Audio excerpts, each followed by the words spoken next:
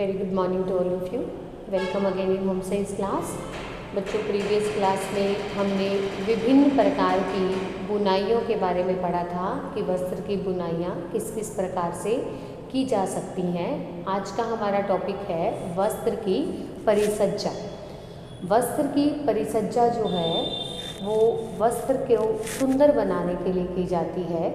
जब कताई बुनाई के पश्चात वस्त्र तैयार हो जाता है तो वो वस्त्र उपयोग के लायक नहीं होता है। जब कच्चा माल फैक्ट्री से निकलता है, जब सिर्फ बुनाई होकर माल तैयार हो जाता है, वस्त्र तैयार हो जाता है, तो उसे ग्रे गुड्स कहा जाता है।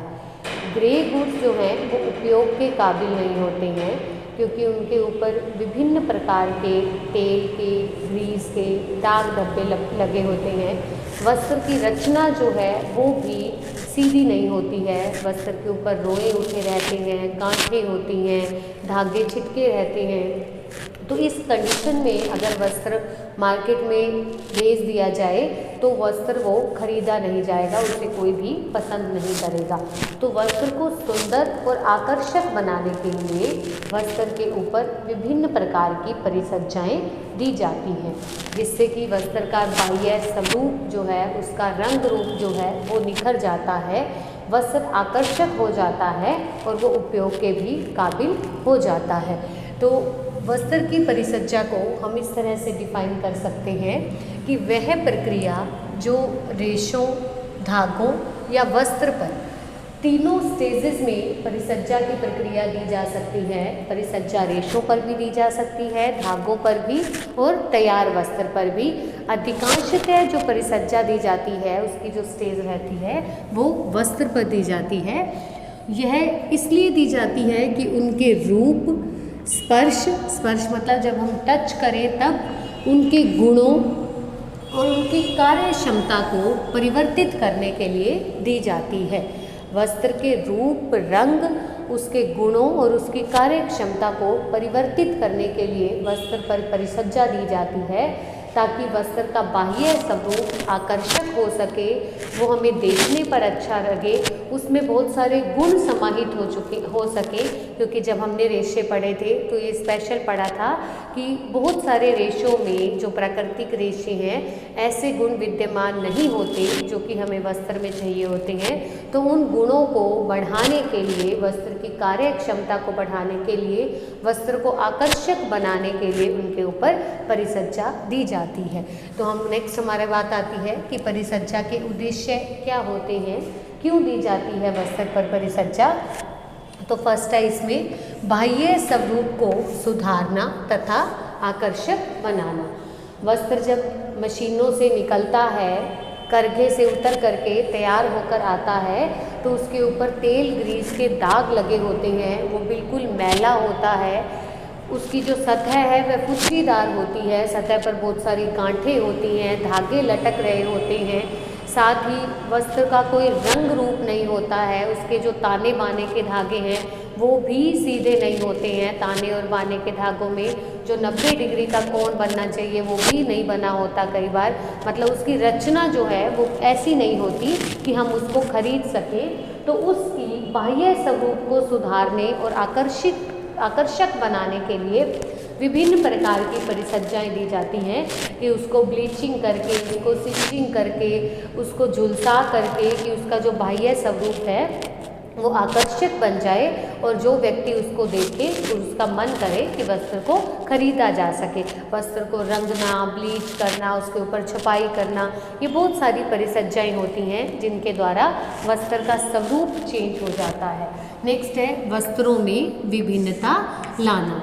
यह भी परिसज्जा का उद्देश्य है क्योंकि जब करघे से वस्त्र उतरता है तो लगभग सभी वस्त्र एक प्रकार के दिखाई देते हैं। बाद में उन वस्त्रों के ऊपर रंगाई करके, उनके ऊपर छपाई करके, उनको नक्काशी देकर और विभिन्न तरह की परिसज्जाएं हैं जिनके द्वारा वस्त्र का रूप जो है चेंज कर दिया जाता है ताकि वस्त्रों में विभिन्नता आ सके, उनमें परिवर्तन आ सके। क्योंकि एक ही तरह के वस्त्र का अगर हम बारी बारी उपयोग करेंगे तो हमारे जीवन में भी नीरसता आती है। उस नीरसता को दूर करने के लिए हमें डिफरेंट टाइप की वैरायटी चाहिए होती है। तो विभिन्नता लाने के लिए भी वस्त्र के ऊपर विभिन्न प्रकार की परिसज्जाएं दी जाती हैं ताकि वस्त्रों में चेंजेस आ सके, परिवर्तन आ सके। नेक्स्ट है वस्त्र की उपयोगिता बढ़ाना। जब भी हम कोई कपड़ा खरीदते हैं, कोई वस्त्र खरीदते हैं तो उसका कोई ना कोई यूज़ होता है। कभी हम बच्चे की ड्रेस के लिए, कभी हम खुद की ड्रेस के लिए, कभी घर के अंदर टॉवल हो गया, बेडशीट्स हो गई, कर्टेन्स हो गई, ड्रेपरी, मतलब इस तरह के डिफरेंट यूज़ होते हैं, उपयोग होते हैं वस्त्र के, और उनकी उपयोगिता को बढ़ाने के लिए भी परिसज्जाएँ दी जाती हैं। जैसे कि जो वियर करने वाले वस्त्र होते हैं, पहनने वाले वस्त्र होते हैं, उनके ऊपर उन्हें शिकन रोधी बनाया जाता है, उनके ऊपर परमानेंट प्रेस दी जाती है, उनको खींच करके स्ट्रेट किया जाता है। इसके अलावा जो टॉवल वगैरह के लिए यूज़ होने वाले या किचन के लिए नैपकिन के लिए यूज़ होने वाले जो वस्त्र होते हैं, उनके अंदर जो अवशोषकता की क्षमता है, नमी अवशोषकता की क्षमता को विभिन्न तरीक़ों से बढ़ाया जाता है। तो इस तरह वस्त्र की उपयोगिता को, उसके यूज़ को बढ़ाने के लिए भी परिसज्जा का उपयोग किया जाता है। नेक्स्ट है कार्य क्षमता एवं गुणात्मकता में वृद्धि करना। वस्त्रों की कार्य क्षमता में कि जिस क्रिया के लिए हम वस्त्र ले रहे हैं, खरीद रहे हैं, उसकी कार्य क्षमता में वृद्धि आए, वस्त्र के गुणों में वृद्धि आए। जैसे कि अभी बताया, कुछ वस्त्रों को कीड़े खा जाते हैं, कुछ पर फफूंदी लग जाती है, तो उन वस्त्रों को मोथ प्रूफ बनाने के लिए कीड़ा रोधी परिसज्जा दी जाती है। कुछ वस्त्र अग्निशमन यंत्र में यूज़ करने होते हैं तो उनके ऊपर अग्नि अभेद्य परिसज्जा दी जाती है।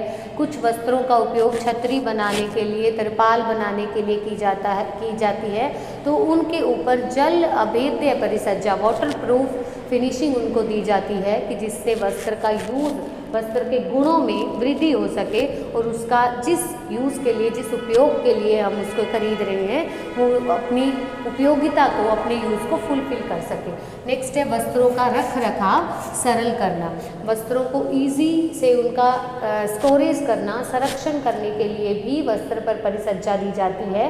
जैसे कि वस्त्र को मोथ प्रूफ कीड़ों रोधी परिसज्जा देकर उनको ईजी संरक्षण किया जा सकता है। वस्त्र को शिकन रोधी परिसज्जा देकर, फफूंदी अविरोधी परिसज्जा देकर भी वस्त्र को जो है संभालने के लिए, संरक्षित रखने के लिए और अधिक उपयोगी बनाया जा सकता है। परमानेंट प्रेस की जो परिसज्जा है वो देकर के वस्त्रों को इजीली स्टोरेज किया जा सकता है कि वस्त्र जल्दी से उनके ऊपर शिकन ना आए। तो ये बहुत सारी परिसज्जाएँ हैं, उद्देश्य हैं जिनके द्वारा परिसज्जा का उपयोग वस्त्रों पर किया जाता है। और नेक्स्ट क्लास में हम विभिन्न प्रकार की परिसज्जाओं के बारे में करेंगे कि कितनी कौन कौन सी परिसज्जाएं होती हैं जिनको वस्त्र पर दे करके वस्त्र में विभिन्नता, उनकी उपयोगिता, उनकी गुणात्मकता को बढ़ाया जा सकता है। Thank you.